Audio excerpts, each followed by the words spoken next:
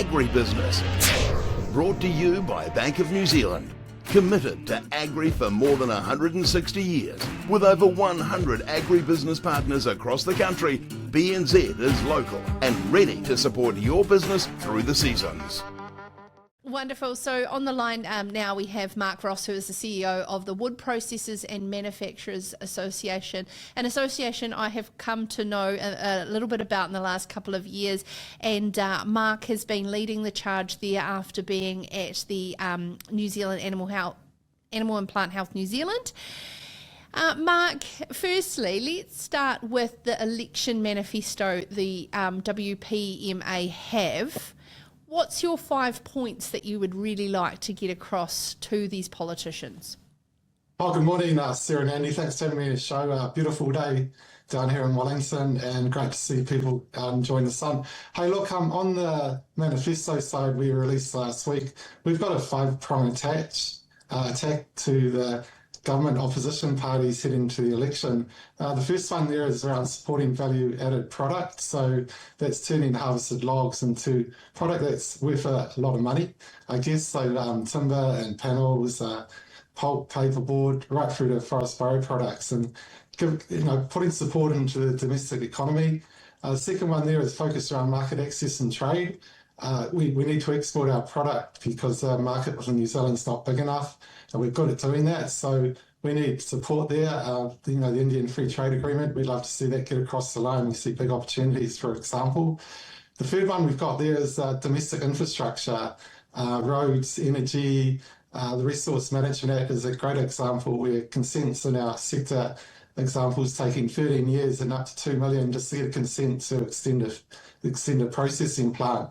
And it's great to see the new legislation has actually got wood processing specified within a 1-year consent. So we're really supportive in pushing that along. The fourth one there, great for wool, but we'd love to see wood also in a government procurement process when it comes to making decisions about using local environmental goods and products. So, using wood will support our economy, rural communities and environmental goals.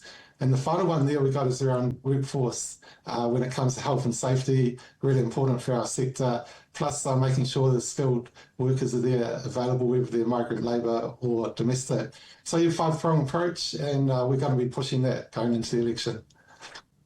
Mark, earlier in the week, I think it was this week, Sarah, correct me if I'm wrong, or was it last week, when we were talking about using wood biomass for energy production.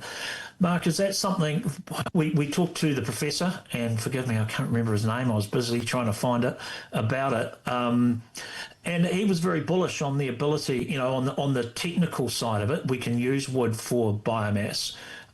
Is that practical, to your sense? Is that something which is 5 to 10 years, or is this something, hey, we can move into this? Oh, look, it's a really curly one because you have a tree that is the core supply product going into the biofuels, but that tree's in the ground for up to 28, 30 years. So the company growing that tree would want the best price for their tree. And unfortunately, biofuels won't offer that price.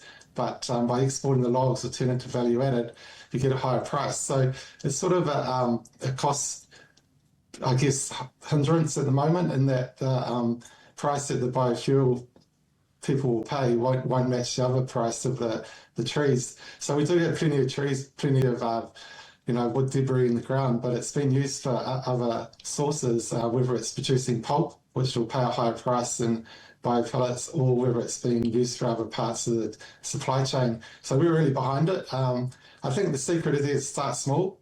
A lot of work going on, but the big investment, they've got to have that log supply, that wood supply for 10, 20 years to make it viable. You're talking about hundreds of millions of dollars probably to set up a viable hub, and it's going to be something long term, but we're really behind it. But we need the wood supply to actually make it happen.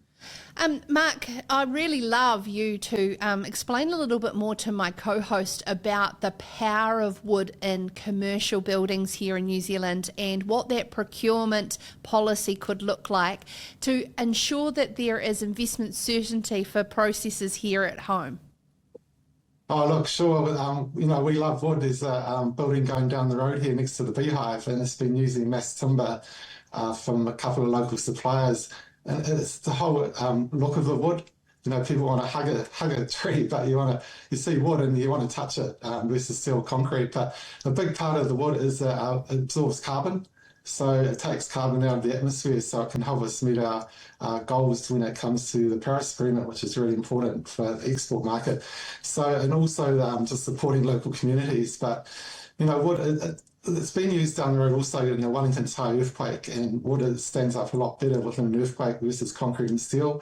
People talk about fire risks, but research shows that actually engineered wood product, it chars, but it won't actually burn to the core. So actually it's actually better than steel or concrete, which will actually twist or evaporate. So look, there's a whole lot of reasons to use wood, and we really want to push that.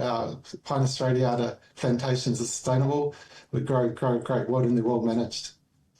Mark, we've been talking a lot this week on the show about the Indian FTA. What does that mean for the New Zealand wood?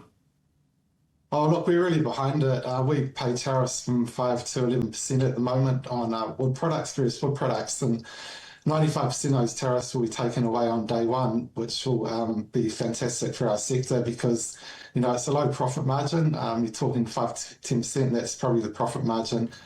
In pre-2020, we exported over $320 million worth of wood products, logs, pulp to India, and that's dropped right down to 70 million for various reasons. We'd like to see that build up again. Competitors such as Australia already have no tariffs under their free trade agreement. Canada's doing a lot of work, and we need to be getting this free trade agreement across the line.